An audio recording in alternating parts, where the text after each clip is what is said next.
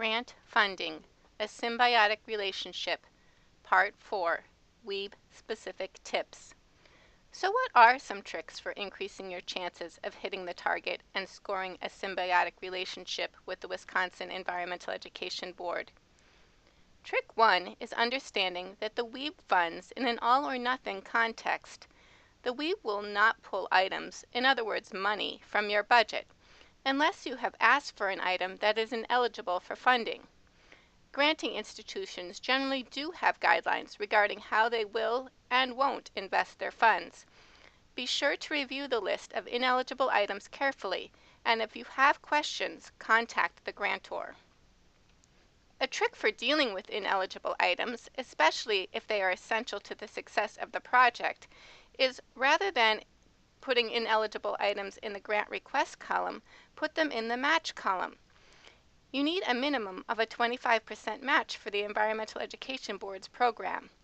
The good news is, because of the all-or-nothing policy, the WEEB will not typically offer you less than what you asked for, because they too want a successful symbiotic relationship where the resources needed to get the job done are readily available. However, this all-or-nothing context also means that if you submit a proposal that requests more money than what is left in the pool for the WEEB to give, then the proposal will be rejected. So my advice is to ask for what you need, but don't pad your budget just to reach the maximum award amount available.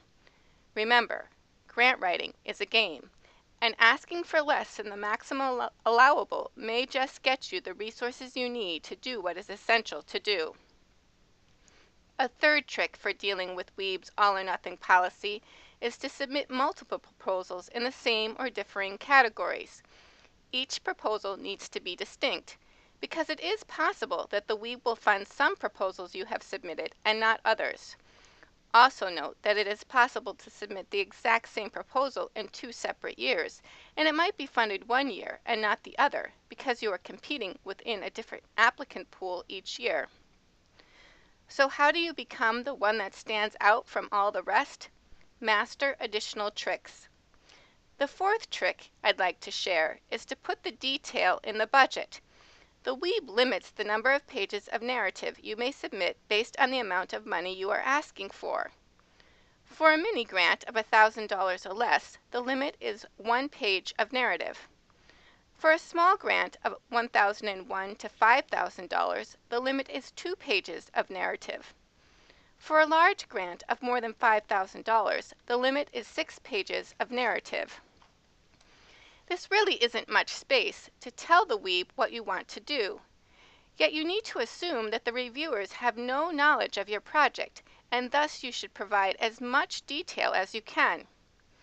Providing detail about the need, the target audience, the activities, and the evaluation is probably more important than providing lengthy descriptions of the qualifications of those who will be involved in the project. The WEEB does not request or expect the inclusion of resumes or CVs. However, if a special skill or certification is needed, especially one relevant to ensuring the safety of program participants, then that information should definitely be included in the staff qualifications section of the proposal. And since the WEEB does not limit the number of budget pages that may be submitted, again, the fourth trick is to put the detail in the budget. So let's take a closer look at 3 actual sample budgets. This budget tells you there will be 4 teachers working for 40 hours each. According to the budget, funds will be used for planning, preparation, marketing, and evaluation. There is no indication of how the 160 total hours will be split between each of these steps. Surprisingly, there is also no funding requested or provided as match for the actual delivery of the camp sessions. The budget also indicates matching funds will be spent on busing. We know the value is $400, and at least 5.1 miles will be traveled. Since there is no indication of how many trips will be made, the reviewer will assume 1 trip at each distance. This equates to a cost of $78.43 per mile. The school and science materials are also vague. Does the proposal writer intend to supply books, craft supplies, or lab equipment? Will each of the 4 classes contribute the same set of materials, or will the contributed materials be unique for each class? On the other hand, this budget provides the reviewer with a fairly clear idea of what the proposal is about without even needing to read the narrative. With this budget, a reviewer probably feels very confident they know how the grant funds are going to be spent. So, how do you know how much detail is sufficient? Get a copy of our grant recipient document. These books are housed in the 15 state depository libraries. If your local library isn't a state depository library, you can request the document be sent to you via interlibrary loan. The call number is ED1/E582XXXX, where XXXX equals the year. The most recent year is 2014. By reviewing the budgets and narratives found within these volumes, you'll gain an understanding of what prior applicant pools were like. Speaking of reviewing, another trick to consider is the have the proposal written before the last minute trick.